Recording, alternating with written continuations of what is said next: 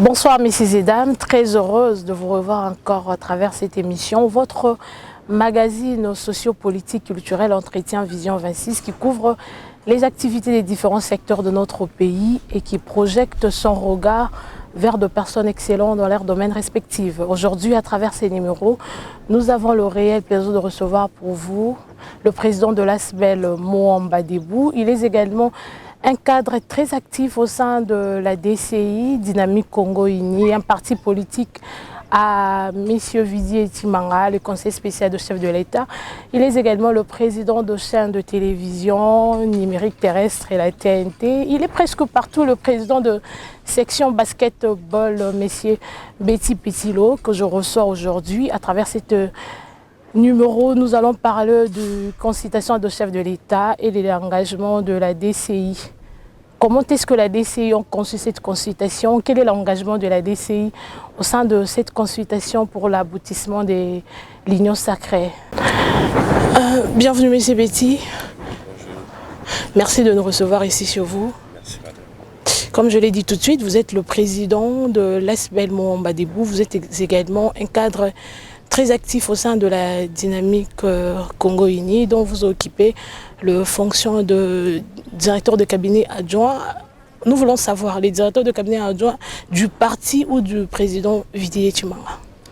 Bonjour, je suis d'abord cadre de la Dynamique Congo-Uni et je suis en même temps directeur de cabinet adjoint du président Vidi Timanga. En fait, selon le statut qui a été modifié, un directeur de cabinet ou un directeur de cabinet adjoint a le même titre secrétaire général adjoint. Donc, au sein du parti, vous êtes le secrétaire adjoint, c'est ça? Secrétaire général adjoint. Ok. Et puis, en même temps, directeur de cabinet adjoint du président. Voilà, parlons de la Dynamique Congo-Uni. La Dynamique Congo-Uni fait partie de... C'est un parti politique cher au conseil spécial Vidi Timanga. Nous voulons savoir pourquoi est-ce que M. Vidi Timanga, lui, attend que, à l'époque, il fit le porte-parole du président Félix. Aujourd'hui, il est son conseiller. Pourquoi ne pas automatiquement, il s'était adhéré à l'IDPES pour accompagner le vision de chef de l'État? Il a préféré créer son parti politique. Parlons-nous un peu de votre vision qui est contraire à celui de l'IDPES. Madame, on n'adhère pas à un parti parce qu'il y a des membres de famille ou bien parce qu'il y a des amis qui sont en adhère à un parti politique suite à une vision. Peut-être, je dirais, je pense que la vision de l'IDPES n'a pas convaincu M. Vidi Timanga. Donc, parce que M. Vidi Timanga n'a jamais été intéressé d'être membre de l'IDPES. D'autant plus que pour être membre d'un parti politique, il faut en principe savoir au préalable l'idéologie et puis la vision. Et je sais qu'il maîtrise très bien l'idéologie, la vision de l'IDPES, mais il n'a pas voulu adhérer à l'IDPES.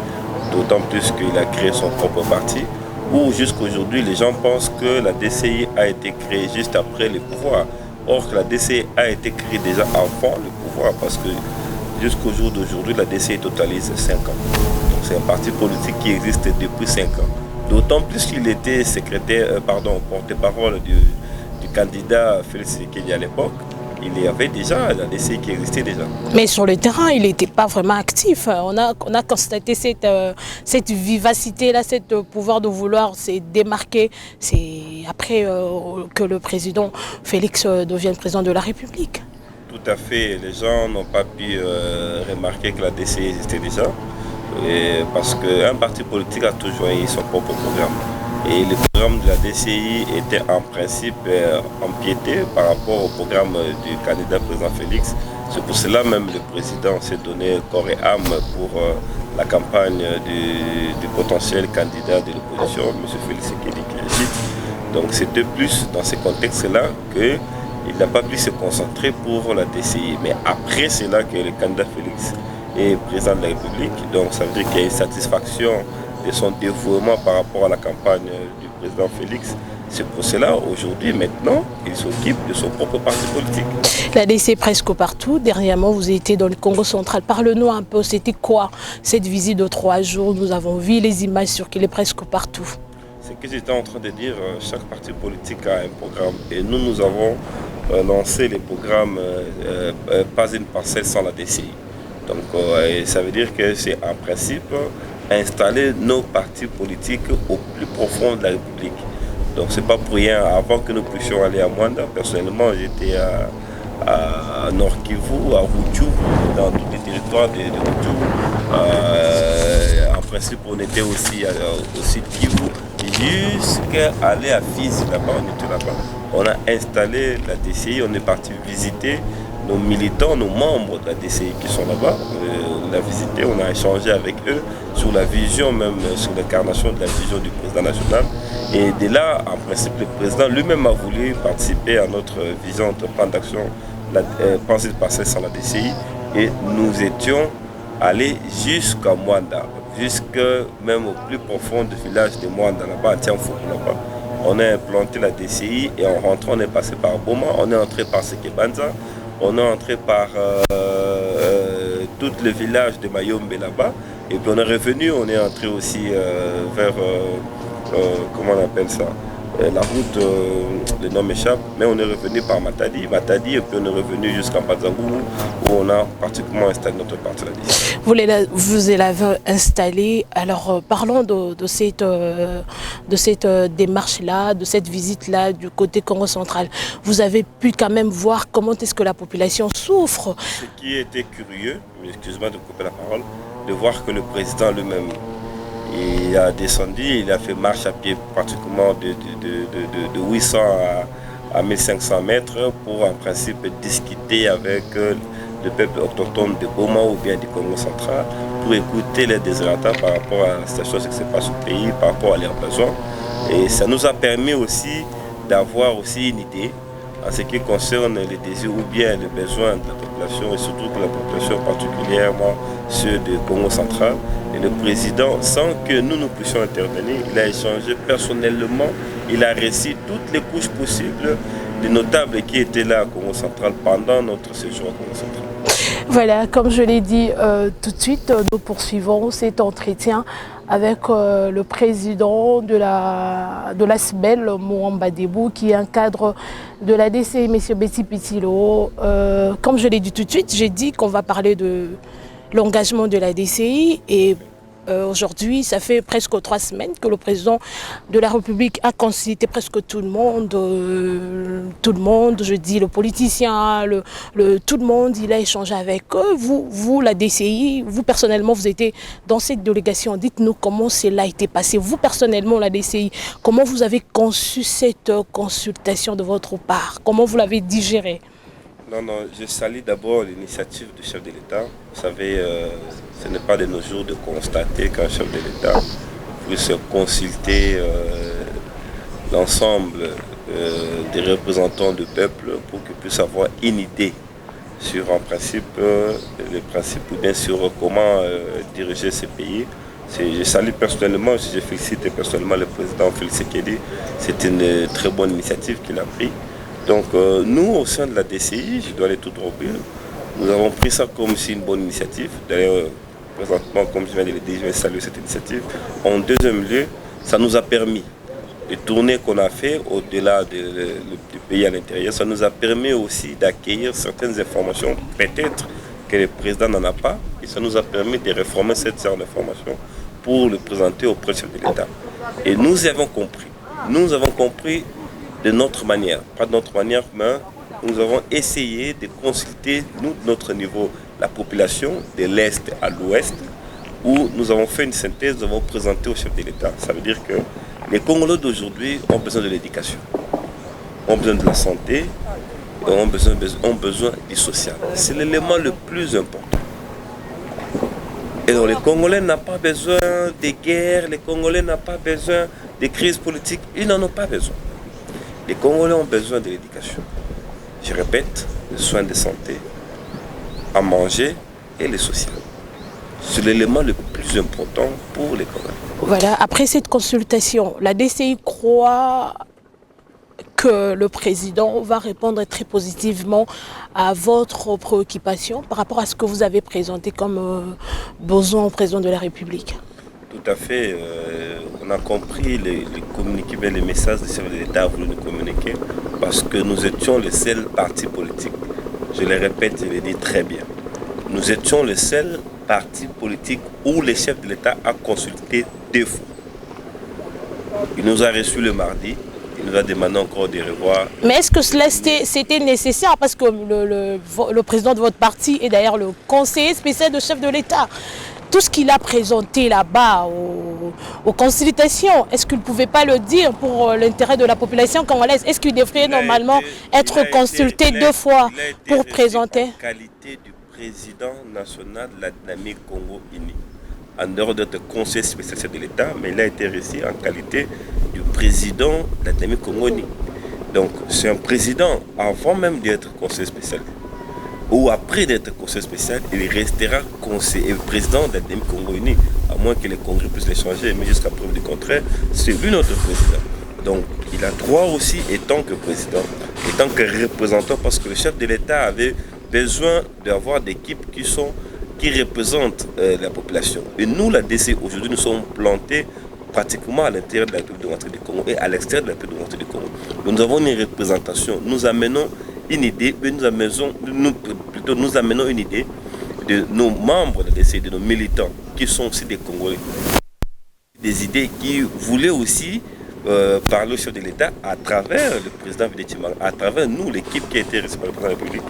Donc nous avons apporté ce que je vous dis. Je vous rappelle, nous la DCI, c'est que nous pensons le plus important, l'élément le plus essentiel, c'est d'abord, ce n'est pas la crise politique, ce n'est pas, je veux dire très clair, ce n'est pas que de chasser Kabila, ce n'est pas les divorces entre FCC et... On va y arriver. Pourquoi vous avez été reçu 2 fois? Mais c'est bêtise. Pourquoi cette spécificité-là sur vous, sur la DCI?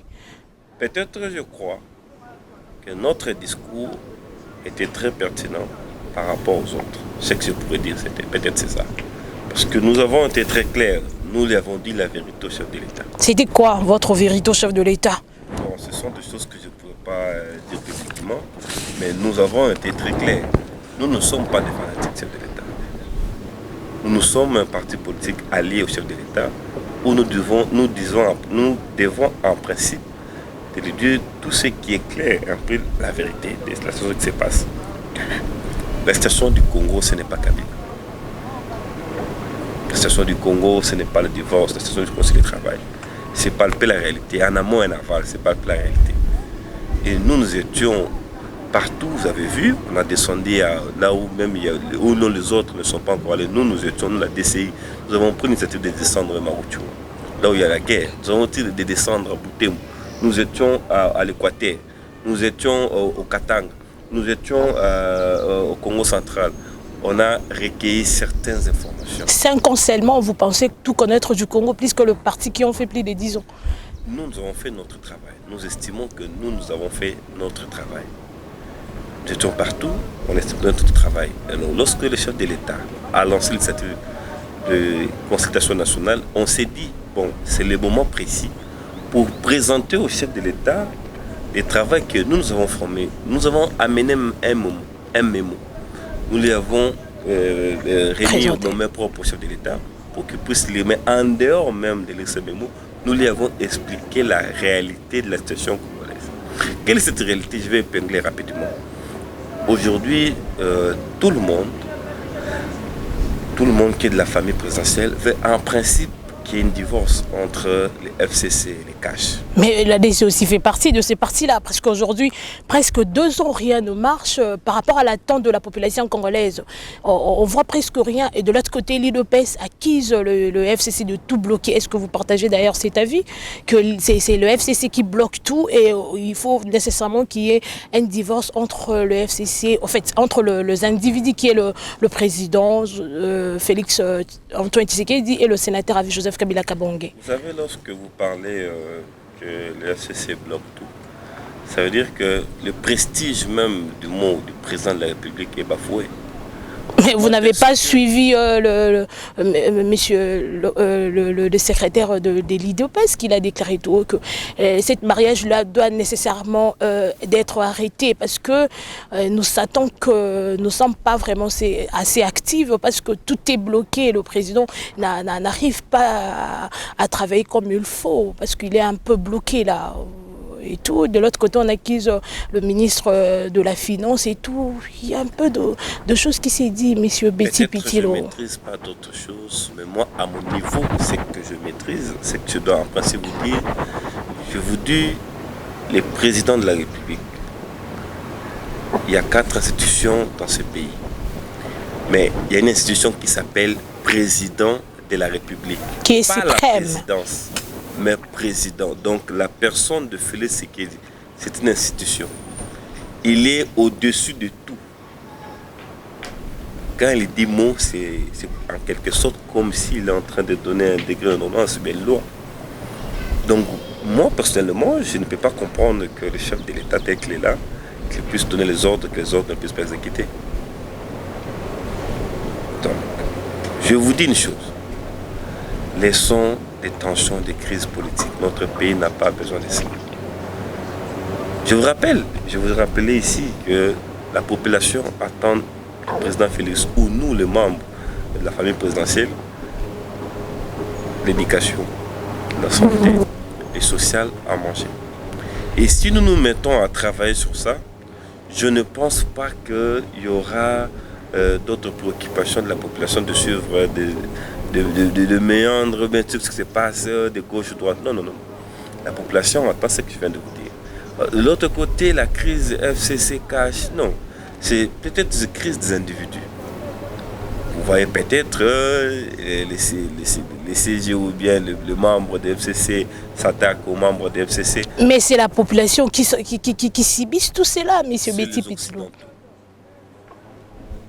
Je vous dis bien clair, madame. C'est l'Occidentaux. L'Occidentaux a fait quoi? Ils veulent mettre à la tête de la population, s'il y a la crise, c'est parce que Kabila bloque.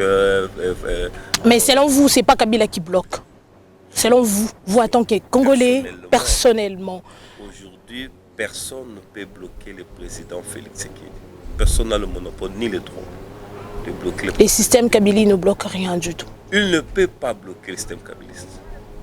Ils n'ont pas la force de bloquer le président Félix. Quand vous ne trompez pas. Il est le commandant suprême de la République et personne ne peut le bloquer aujourd'hui. Celui qui commande ce pays, c'est le président Félix.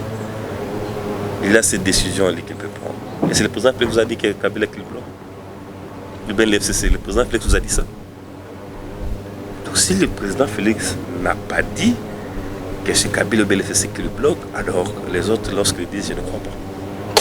Voilà, le président de la CNSA, Joseph Olenga-Nkoya, a été consulté par le chef de l'État. Après sa consultation, il a déclaré tout haut que le président de la République doit voir son prédécesseur, Joseph Kabila Kabange, pour essayer de parler et à la fin réserver la paix au pays. Pour vous, est-ce que sa déclaration, comment vous l'avez trouvée en tant que Congolais, en tant qu'un acteur politique congolais, en tant que membre de la DCI? Comment vous avez jugé ces déclarations politiquement? Politiquement, c'est tout à fait normal, madame. C'est le prédécesseur, c'est un président honoraire. Il a vécu 18 ans dans notre pays. Donc, il y a certaines choses, il y a certains secrets d'État, comme on le dit toujours, qu'il faut représenter. Il y a certaines formes d'administration qu'il maîtrise bien. Il peut aussi éclairer le président actuel. C'est pas mal. C'est une très bonne initiative que le président honoraire puisse être consulté, d'autant plus qu'on le reconnaît, c'est un Congolais. Je trouve aucun mal qu'il puisse être consulté. C'est une bonne chose d'ailleurs. L'autre côté, c'est un partenaire aussi. C'est l'autorité morale du FCC. Donc en principe, nous sommes en coalition. Donc à chaque instant, ils doivent se parler. Malgré qu'il peut y avoir des tensions dans notre coalition, je n'en disconviens pas, même dans chaque couple, même à la maison, il y a des tensions qui se créent même à la maison. On le comprend très bien. Mais les tensions ne peuvent pas être au-dessus de notre coalition, de notre partenariat, parce qu'il y a des partenariats. Lequel? Je vous dis la vérité aujourd'hui, excusez-moi de vous dire, c'est qu'ils ne sachent pas, je le dis la vérité, il y a le partenariat de la paix entre le président sortant et le président entrant. entre les deux personnalités. En deuxième position, il y a le partenariat de coalition de FCC cash pour le gouvernement. Mais apparemment, l'UDP, c'est comme s'il n'est pas au courant de ces partenariats. Aujourd'hui, je peux dire que je peux être d'accord avec tous ceux qui se disent, avec tous ceux qui sont de même avis que la DCI, qu'aujourd'hui, nous pouvons revoir ce partenariat. Moi, j'utilise bien les mots, revoir ce partenariat. Pour le bien-être ou bien pour le... Revoir pour modifier ou pour arranger? Je parle de revoir pour modifier, pour arranger certaines choses. Quelles sont ces choses que vous trouvez louches dans ce partenariat? Mais oui, mais je ne peux pas les citer ici, mais il y a certaines choses que nous pouvons aussi revoir. Par rapport au bon fonctionnement, je propose personnellement, je pourrais dire que non, parce qu'au gouvernement, nous avons 35% dans le cash et 65% pour l'FCC. Nous pouvons revoir. 50%, c'est ça le problème. Vous voudriez 50-50. 50-50. Mais pendant que vous vous battez pour cela, c'est la population qui souffre, M. Betty Petilo. Quelle est la place de la population au sein de cette coalition? C'est que nous sommes en train de faire, c'est pour l'intérêt de la population. Mais presque 2 ans, 2 ans. 2 ans, mais nous sommes en train de travailler. Hein? Vous voulez que je puisse dire ce que nos prédécesseurs ont pu faire? Non, je ne suis pas dans ce genre de contexte pour dire ce que nos prédécesseurs ont fait. Pendant 18 ans, c'est sans votre proclamation, vous pensez qu'ils n'ont pas un bilan très positif à présenter à cette population?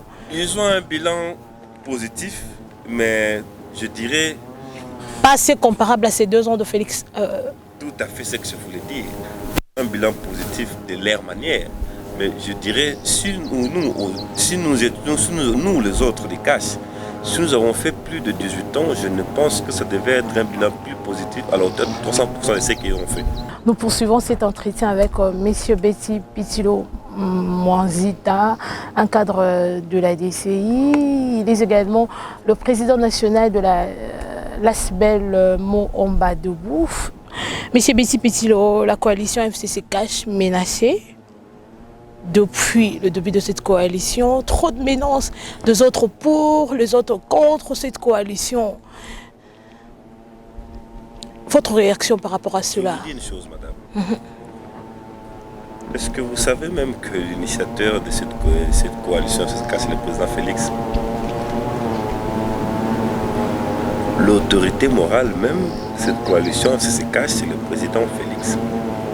N'oubliez pas cela. Parce qu'en dehors de cette coalition, il y a ce qu'on appelle le comité d'organisation de suivi de l'accord, COSA. Il y a tout un comité d'organisation de suivi de l'accord. Vous avez vu, on a changé de membre, dont notre président était c'est lui qui est l'organisation de l'État dans ce comité, mais on lui a changé, on a mis d'autres membres des CACH et certains d'autres membres de FCC. Pourquoi? Parce qu'il y avait un mandat bien détaillé pour changer. Ce n'est pas un mandat, c'est par rapport aux échanges qui sont eu. Il y a eu un dérapage de langage entre les uns et les autres.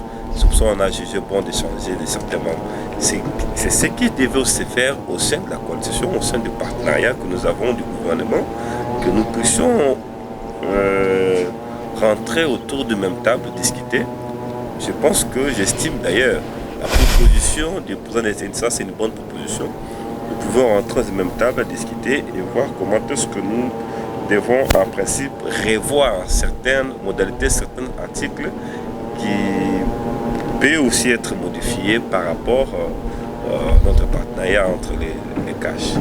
Je voulais dire personnellement, moi je suis d'avis, bien que nous sommes minoritaires, d'avis aussi qu'on puisse revoir certaines propositions, certains articles. J'évite de dire certains mots, j'évite de dire certaines vérités là-dessus, mais je suis d'avis avec des gens où ceux qui veulent en principe qu'on puisse revoir notre coalition, qu'on puisse rediscuter cela.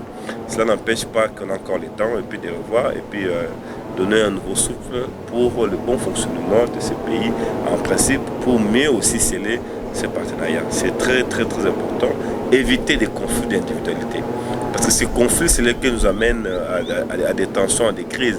Certaines parlent de l'autre côté. Est-ce que ces gens-là, est-ce que vous n'avez jamais entendu le président honoraire parler ou bien critiquer le président Félix? Vous n'avez jamais aussi entendu le président Félix contrairement à notre cher camarade de FCC ou de CAS qui se réveille un bon matin, il insulte, il parle de gauche-droite. Nous n'avons pas besoin de ça. Nous n'avons pas besoin d'insulter. Déjà, le président de la République, il avait dit qu'il pardonne tout ce qui est passé. C'est un chrétien. Il a montré son sens de maturité, son sens élevé d'esprit, comme le Sphinx Etienne Tshisekedi. Il a montré, il a démontré. Mais il dit, au moment où nous sommes, où il a pris les pouvoirs, il va mettre en état de droit. Ça veut dire que si tu as voulu t'arrêter. Un état de droit lié aux dictatures. Parlons un peu de la dictature. C'est comme si la dictature règne un peu dans notre pays. Monsieur Vidi Betty Pitio, est-ce que vous partagez cet avis avec moi? De l'autre côté, l'opinion stipule l'état de droit aujourd'hui lié à la dictature. Vous faites ceci, on vous attrape. Vous faites ceci, je peux citer les cas. Comment vous trouvez? Est-ce que l'état de droit n'est pas... Laissez-moi vous dire une chose, ce n'est pas une dictature. Donc nous nous sommes habitués à de très mauvais comportements. Aujourd'hui, il y a l'état de droit et les gens pensent que c'est la dictature. Même s'il y a la démocratie, même s'il y a la liberté d'expression. Mais vous ne pouvez pas aller au-delà même de ma personnalité. Je prends l'exemple, le camarade Bernabé, aujourd'hui qui est à Makala, aujourd'hui il a vu la justice dans ce pays. Ce n'est pas à l'époque du régime passé où vous insultez comme vous voulez. Je vous dis, il n'existe qu'une seule personne au Congo où la personne est une institution, c'est le président de la République. Donc vous ne pouvez pas vous réveiller un bon matin, vous commencez à les critiquer comme ça. Parler au président de la République, c'est très bien, la liberté d'expression. Mais vous ne pouvez pas bafouer le prestige et l'autorité de la personne du président de la République. Ça n'existe pas. Monsieur Bézipi, on vous a vu, parlons affaires passeport, on vous a vu un jour porter un t-shirt avec l'effigie du passeport. C'était quoi le message? Non, c'était le message parce que les autres pensaient que nous devons changer les contrats ou bien changer la conception même du passeport, ce qui n'était pas le cas. On a repris toujours avec le même entreprise de SMLEX, mais on a revu le contrat. Un contrat qui est plus favorable aux Congolais qu'auparavant. $99, c'est archi faux. Hein? Ce n'est pas archi faux, c'est très clair. Il y a quelques sommes à payer à part le $99. Il n'y en a pas d'autres sommes à payer. Vous pouvez je veux contredire aujourd'hui la personne de monsieur, toujours je viens de parler de monsieur Bernabé, je cite son nom parce que c'est lui qui disait ça n'existerait pas dans ce pays que vous entrez avec un $100 et vous ressortez avec un passeport et $1. Moi, je vais lui montrer l'exemple. Je vais entrer avec $100 et je vais prendre mon passeport en $9 et je vais ressortir avec $1 pour juste que l'état de droit, pour vous montrer que l'état de droit existe. Et cela, je suis en train d'ailleurs de prévenir les agents ou bien les cadres des affaires étrangères, ceux qui sont habitués à des manœuvres dilatoires pour en principe empêcher les gens d'avoir leur passeport. Ils peuvent ce qu'on appelle les matabis, ce qu'on appelle les COP, pour vous donner de l'argent pour que vous puissiez faire les démarches assez rapides. Cette histoire, c'est bien fini. Il y a une commission qui a été mise en place, je vous signale déjà, il y a une commission qui a été mise en place, dont je suis membre de cette commission, à qui nous allons suivre les agents. Nous voulons que les Congolais puissent se disposer de $99. $99 pendant combien de jours? C'est ça le problème. 2 mois? Non, ce n'est pas 2 mois. $99 pour combien de jours? Passeport, vous payez votre argent par une note de perception à la banque. Après 7 jours, vous avez votre passeport à $99. Vous n'ajouterez pas d'autres frais. Il n'y en a pas. Le passeport congolais coûte $99. Le prix était clair. C'est quand est-ce que cette livraison sera prête? C'est lui-là qui va en principe me dire. Ça sera quand? Non, vous aurez ça après 7 jours. C'est déjà mis en œuvre, le passeport en $99. Oui. Quand est-ce que cela sera mis en œuvre pour la population? Il y avait un petit problème avec notre partenaire Semlex. Il fallait en principe créer un compte où on doit en principe vérifier comment est-ce que les fonds arrivent dans ces comptes pour les départager sur le pourcentage qui a été signé, les contrats entre les ministères de Finances et ce qui est le ministère étranger et notre partenaire Semlex, ce qui a causé un peu de retard. Madame la ministre s'est excusée, mais je pense que Le début, mi-janvier, déjà, le passeport va reprendre. Merci, M. Betty. Nous poursuivons cet entretien. La crise au pays est liée aussi au non-respect de la Constitution. Là, nous faisons appel où nous voyons la nomination de 3 juges qui ont été nommés récemment. De l'autre côté, l'opinion stipule sur la violence de la Constitution, sur le non-respect de la Constitution. M. Betty Pétilo, votre réaction par rapport à cela? Jusqu'à preuve du contraire, je ne suis pas juriste. Mais un analyste politique. Un analyste politique. Je connais les grands juristes de ces pays. À l'occurrence, le professeur Mbata, un constitutionnaliste, il a démontré très clair que le président n'avait pas violé la Constitution. Alors, les grands constitutionnalistes de ces pays, je n'ai jamais vu personne contredire le professeur Mbata. Alors, ce ne sont que des charlatans, j'utilise bien le mot les charlatans, qu'ils créent toujours des supputations dans les oreilles ou bien dans l'entente de la population. Donc si les constitutionnalistes, membres de FCC ou bien de la MOCA, ont pu contredire le professeur Mbata, là en principe nous devons dire que non, le président de la République a vu la Constitution. Mais à nos jours, je n'ai jamais vu personne contredire la version des faits du professeur Mbata. Pas parce qu'il est seulement des cages. Moi, je le prends comme un exemple. C'est un grand frère que je connais très bien. Je le prends comme un exemple. Ce sont des repères dans notre pays. C'est un grand constitutionnaliste. Il a démontré très clair que le président de la République n'a pas vu la Constitution. Je n'ai pas vu, je peux citer même le nom, ni le professeur Ndjoli, ni le professeur Bouchab, ni le professeur Vundoa, tous ces constitutionnalistes que je connais, c'est comme des constitutionnalistes et professeurs qui n'ont pas contredit le professeur Mbata. Donc vous partagez cet avis que cette nomination ne fait pas partie de la non-respect de la Constitution. Cette Constitution, même à l'esprit du président de la République, parce que le président de la République a tout un cabinet juridique qui est constitué de juristes. Si en dehors de ces cabinets, il a aussi des experts juristes qui sont autour de lui. Ils lui ont expliqué très clair. Parmi tous ces crèmes juridiques qui entourent le chef de l'État, ils ne lui ont pas dit que si vous signez ces documents, vous allez violer la Constitution. En principe, le président de la République, tel que je le connais, notre président de la République, il ne devait pas le faire. Donc c'est le non-respect de la Constitution. Donc, le non-respect, il a respecté la Constitution.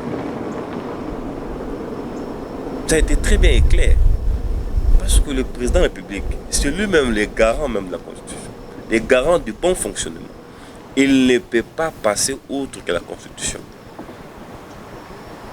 Donc je ne vois très très mal par rapport aux charlatans qui veulent faire croire aux gens par rapport à leurs intérêts personnels et ils veulent emballer la population pour dire que c'est l'État de la Constitution. Et sur quelle base d'article le chef de l'État a vu la Constitution? Il ne dit pas, mais seulement ils ont en train de créer le chef de l'État a vu la Constitution. C'est quel contexte? Dans quelle partie le chef de l'État? Mais c'est petit, vous ne voyez pas que la politique divise un peu les Congolais, surtout la jeunesse, non? La politique ne divise personne. Parce que chaque Congolais a besoin de croire à son leader. A certaines appréhensions des idées politiques par rapport à leur position politique. Je peux dire aujourd'hui, le président de la République nomme le membre de la CESAC. Certains partis ne voudront pas. Ils peuvent créer le président de la Constitution. Bonnement. Ça, c'est maintenant les retombées de la démocratie. Donc, chacun a la liberté d'expression, de parler tel qu'il veut, selon ce qu'il pense. Mais qui cela vous prouve que cette pensée, c'est une pensée unique? Bien, cette pensée, c'est une véracité juridique du fonctionnement ou bien de l'incarnation de notre Constitution. Voilà, nous poursuivons cet entretien. Vous êtes également le président de chaîne de télévision TNT, Télévision Numérique Terrestre. Parlons un peu de cette transmission-là. La numérisation aujourd'hui, au niveau de Kinshasa, c'est bon. Nous voyons deux chaînes de télévision TNT qui est en marche. Mais au niveau du province, il y a un peu... Les gens ne comprennent d'ailleurs même pas ce qu'est le TNT, M. Betty. Qu'est-ce qui est à la base de cette légèreté-là? Bon, en principe, ça a été signé depuis 2015. Et qu'est-ce qui bloque? C'est là, avec plus ces explications Ça a été testé depuis 2015 par le ministre Lambert Mende, qui est une immigration parce qu'en principe, on devait lasser certaines fréquences. Vous savez, les fréquences de communication appartenaient plus à l'armée. Et l'armée en avait besoin pour certaines informations liées à la communication, sur la sécurité. Et on a pu utiliser certaines fréquences de nos amis du Congo-La Passe. Et ils ont réclamé auprès de l'autorité de régulation. Et on devait en principe libérer certaines fréquences. D'où nous sommes passés à la nouvelle technologie. Et la nouvelle technologie, c'est bien de passer parce que partout ailleurs, partout au monde, nous sommes en nouvelle technologie. Et nous, la République démocratique du Congo, nous étions en retard. Je sais pertinemment beaucoup plus de patrons de télévision analogiques qui ne voudraient pas de l'avènement de cette histoire parce qu'ils ne comprenaient pas au départ. Mais aujourd'hui, c'est très important parce que grâce à la TNT, il y a une facilité énorme. Grâce aussi au TNT, il y a en principe une qualité de l'image. Parce qu'on a maintenant l'image qui est numérique et plus visible.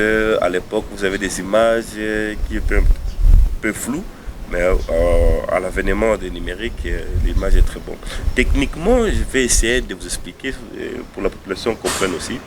Vous savez, pour avoir une chaîne de télévision analogique, vous avez besoin de la production. Vous avez besoin de la conception et en principe émettre des images. Mais aujourd'hui, avec l'avènement de TNT, vous n'avez pas besoin en principe de produire et émettre des images. Grâce à l'époque, on pouvait avoir 25 chaînes, vous aurez 25 lignes de fréquence. Mais aujourd'hui, la technologie a fait que vous pouvez avoir 25 chaînes dans une même ligne de fréquence. Mais c'était pour avoir une chaîne de télé au début, c'était facile. Mais aujourd'hui, quelques propriétaires de chaînes de télé, c'est plat. Il y a trop de montants à payer. Il faut payer ceci, il faut payer cela, ce qui n'était pas... Il n'y a pas trop de montants à payer. C'est bien clair. À l'époque, pour avoir une chaîne de télévision, vous payez au ministère des Communications 30 000 $ pour qu'on puisse vous donner la fréquence. Mais aujourd'hui, ce n'est pas le cas. Aujourd'hui, des 30 000 $ pour avoir une chaîne de télévision commerciale, vous payez 15 000 $. Pour une chaîne de télévision communautaire, c'est 7 500. Et l'arrêté a été signé par le ministre de la Communication. Donc, qu'on ne vous dise pas le contraire. Je suis président des chaînes de télévision TNT, je maîtrise bien ce que je suis en train de parler. Donc, ce n'est pas des 30 000 $, il n'y a pas au-delà des taxes. Non, non, non, c'est bien clair. Parce qu'avant de voir une chaîne de télévision, il faut avoir d'abord l'avis favorable du ministère de la Communication. En dehors de l'avis favorable du ministère de la Communication, vous devez avoir l'avis favorable des migrations.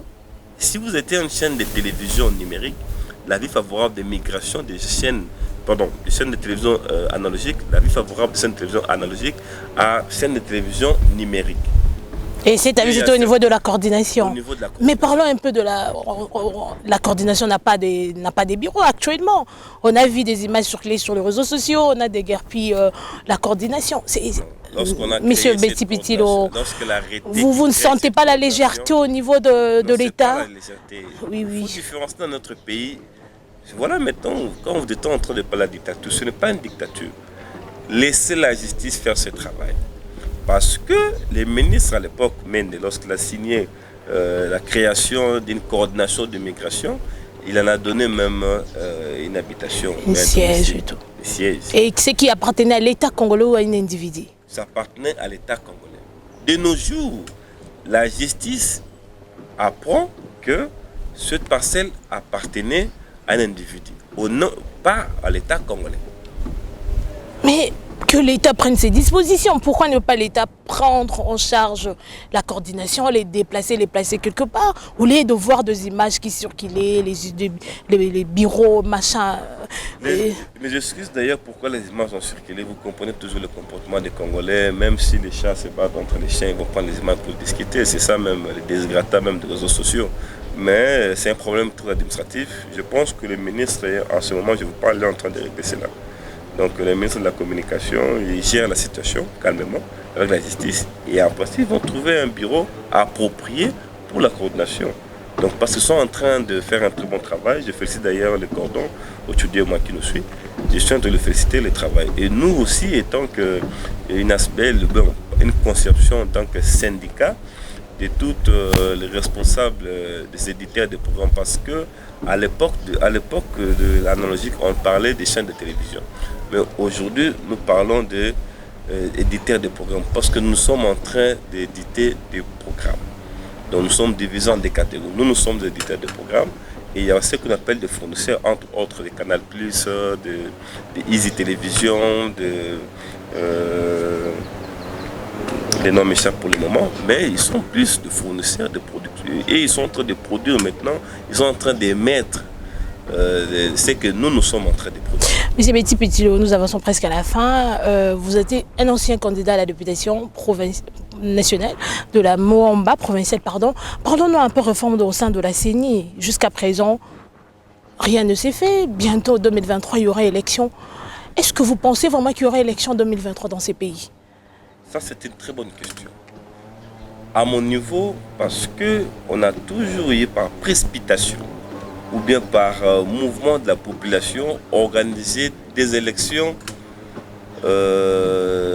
précipitées par rapport aux crises, aux tensions politiques qui se passent dans notre pays. Mais aujourd'hui, qu'il y ait une stabilité politique dans notre pays, le bon fonctionnement de toutes les institutions qui sont en train de fonctionner, moi j'estime, à mon niveau, qu'on puisse répondre les catégories. Parce que partout ailleurs, nous reconnaissons très bien que la CENI, c'est une direction qui appartient au ministère de l'Intérieur. Parce que la CENI ne peut pas être indépendante comme notre pays. Ça doit être une direction qui appartient au ministère de l'Intérieur. Et la CENI doit être toujours précédée par les recensements. Et puis une année ou bien 2 ans, il faut qu'on puisse recenser les Congolais, savoir réellement le nombre exact de la population congolaise qui se trouve dans les 2 400 000 km². Comment pourrez-vous accepter que nous organisons les élections dans ce pays, bien que les Congolais votent, mais nous ne savons pas réellement le nombre des Congolais? Nous devons en principe savoir le nombre exact des Congolais par rapport à la densité, par rapport à chaque secteur, par rapport à chaque village de notre Congolais.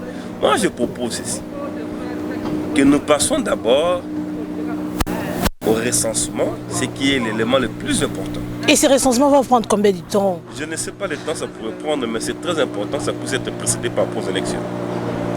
Donc sans recensement, pas élection. Mais je vous dis, nous allons changer 1500 présidents, mais si nous ne pouvons pas en principe de rendre ce que la population a besoin de nous, nous ne faisons absolument rien. La population n'a pas besoin de changer le président. Je peux être moi aussi président, ou vous pouvez être président. Mais si nous n'occupons pas l'éducation, la santé, à manger, les social des Congolais, ça ne résout aucun problème de notre pays. Vous avez marché pour dire non à Minembwe, commune rurale, on a vu les images, hein. Vous avez dit départ Robert Roy, machin. Aujourd'hui, gloire à Dieu, le président suspendit cette installation de commune rurale. Mais cela a été fait verbalement, sans document. Comment justifiez-vous cela? Vous savez, je vous l'ai toujours dit. Le président, il est garant, il est libre de tout suspendre sans document. Voilà. C'est ça votre réponse? Ces mots, ces paroles, c'est comme une loi. Quand il dit et que c'est effectif. Je n'ai pas chassé les... On a vu les images, hein, vous avez... On a vu. Je n'ai pas chassé les ministres parce que cette histoire, l'interprétation a été... On a vu les images. Ça a créé une tension personnellement entre moi et les ministres d'État Roubera, d'autant plus que c'est un monsieur que je respecte beaucoup aussi. Notre amitié par rapport à cette situation a été peut-être mise à côté, mais je parle aujourd'hui tant que Congolais. Ceux qui sont à Minembwe ne sont pas différents tant que moi, tant que Congolais. Ils sont aussi des Congolais comme nous. Je ne peux pas accepter la situation que prévaut aujourd'hui une commune rurale de Minembwe. Sur le plan administratif, parce que nous prenons l'état des droits, cette installation n'a pas respecté la logique des choses. Parce qu'avant une commune était décrétée commune rurale, il faut au niveau de l'Assemblée provinciale. Mais Minembwe existait depuis longtemps, c'était juste l'installation. Existe depuis longtemps, mais c'est un cas irrégulier. Parce que si vous prenez le nombre de la liste qui a été recommandée par rapport à l'Assemblée provinciale, la commune rurale de Minembwe n'était pas inscrite. Jusqu'à ce que vous preniez même l'arrêté, les décrets ministériels du Premier ministre. À l'époque, c'était le ministre Matata. Vous voyez nulle part où on a écrit le nom de la commune rurale de Minembwe. Revenons encore plus tôt, on était plus là en raison plus tôt. Même les déplacements, c'est que moi j'ai interpellé au ministre d'État, même son déplacement, parce qu'un ministre ne peut pas se déplacer sans pourtant l'aval du président de la République. Je l'ai interpellé partout, j'ai dit, posez la question au ministre d'État, ministre de la décentralisation, je cite M. Azan Soubérois, quel était l'objet de son déplacement de Kinshasa à Minembwe. C'était une caravane de paix. Ce n'était pas l'installation de la commune rurale de Minembwe. Voilà maintenant où nous prenons l'état de droit. Vous partez pour une autre chose, vous effectuez une autre chose. Et vous imposez même le gouverneur et le ministre de l'Intérieur. Ce qui n'est pas été réel. Et tout ça, ça porte sur le chef de l'État. Alors la population de Minembwe, il se sent comme le chef de l'État les a trahis. Or, le chef de l'État ne l'a pas trahi. Le chef de l'État ne savait même pas que le ministre d'État devait se déplacer. Mais comment un président de la République ne pouvait pas être au courant de tout ce qui se passe dans son pays? Il était étonné d'ailleurs, parce qu'il était au courant que le ministre d'État va se déplacer pour Minembwe. Mais pour une autre cause, pas s'il installait la commune rurale de Minembwe. Son déplacement était bien inscrit pour une caravane de paix, accompagné des ministres de la Défense et accompagné aussi des députés nationaux. Monsieur Betty, votre mot de la fin, c'est par ici que nous mettons fin à votre mot de la fin à tous les membres de l'ASBEL Moamba Debout et à toute la jeunesse congolaise et pourquoi pas à tous les Congolais en général. Je félicite les membres de l'ASBEL de Moamba. Excusez-moi, pour le moment, on n'a pas de programme d'activité. Je pense que nous allons se réunir dans 2 semaines pour avoir un très bon calendrier pour 2021. Mais notamment aussi, je lance un appel vibrant aux membres cadres de mon très cher parti, l'ami Congo Uni, d'être serein en principe, de soutenir le ministère de l'État. Qu'on ne nous trompe pas. La population congolaise a besoin de l'éducation, la santé, à manger et les sociales. Et les restes n'en ont pas besoin. Les crises politiques, la tension, les disputes, la population n'a pas besoin. Là, je le répète, et je lance même un appel vibrant à tous les Congolais qui sont en train de me suivre en ce moment. Cette crise congolaise, c'est une crise des individus. Ce n'est pas une crise de la population congolaise. La population ne peut pas subir de crise d'individualité. Entre certains groupes de personnes et entre certains... Ce sont des avis contraires des personnes qui n'incarnent pas la population congolaise. Évitez la population. Je vous parle, vous les politiciens. Parce que moi, je n'aime pas trop qu'on m'appelle politicien. Vous êtes un acteur politique, vous êtes politicien. Parce que j'ai été honoré par la circonscription de Moamba. Plus de 12 000 voix. Mais qu'est-ce qui est à la base de votre chèque? Le régime passé. Ah, donc vous êtes parmi ceux qui partagent le même avis qu'Elela Mouka sur cette vérité des urnes et autres.